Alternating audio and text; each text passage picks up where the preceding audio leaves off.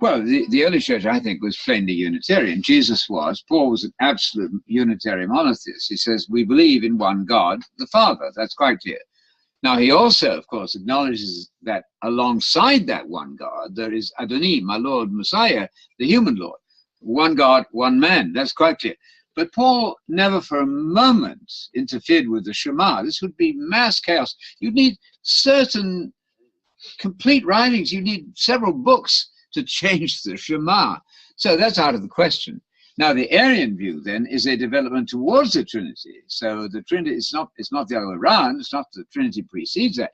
The Arian view, which is that Jesus was not God, but that he pre-existed as a created being somewhere before Genesis, that stems en masse from Justin Martyr. We have a lot of writing on that. Goes from bad to worse, from my point of view. You can read all this very much online, and people should get an education in this area. I've got a book in front of me which you'll find most interesting, called The Problem of Christ in the 20th Century by Matthews. Matthews, certainly, talk about being littered with letters. He's a KCVO, Knight Commander of the Victorian Order. He's a DD, he's a D-Lit. He used to write in the Daily Telegraph when I was growing up every Saturday. This is a very brilliant man. And he has written in a concise form, The Problem of Christ in the 20th Century. The problem, it shouldn't be a problem. Why is everything a problem in theology?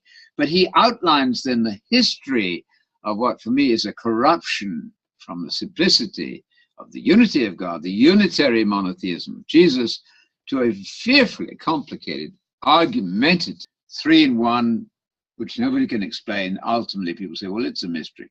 It's a beautiful statement. Now, we could multiply that 100 times. We had time, we could read 100 statements like that. One from Matthews here, where he says that anybody with a rudimentary knowledge of church history knows that the Trinity has nothing to do with the Bible. Paul, he says, would not have even understood the terms. We need clarity here in this information age. We're very good at information. Isn't it time that we applied these strict logical rules, common sense historical rules, to the effort to serve God in spirit and truth? That's what we're aiming at here. The best refutation of the Trinity, by far, is the history of the development of that doctrine. Right. It doesn't show the fruits of the Spirit by any stretch. Very, very violent, not at all reflective of the spirit of gentleness, kindness, and love even of enemies, as taught. Lufs is one of the German theologians. Harnack. This has been written up in many, many books. You can buy books now easily secondhand. You can read online. The children at school in their teenage years need to understand what went on to produce this Trinitarian dogma. The Logos, the Son, is not eternal. It's on the way to the Trinity, but it certainly precedes the Trinitarian dogma, which even in 321, they were undecided on the Holy Spirit. That's interesting. 321 said, we believe in the Holy Spirit. We're not going to define it. Only when you get to Chalcedon, 451, this is elementary history, and really everybody at school should be getting an education along these lines.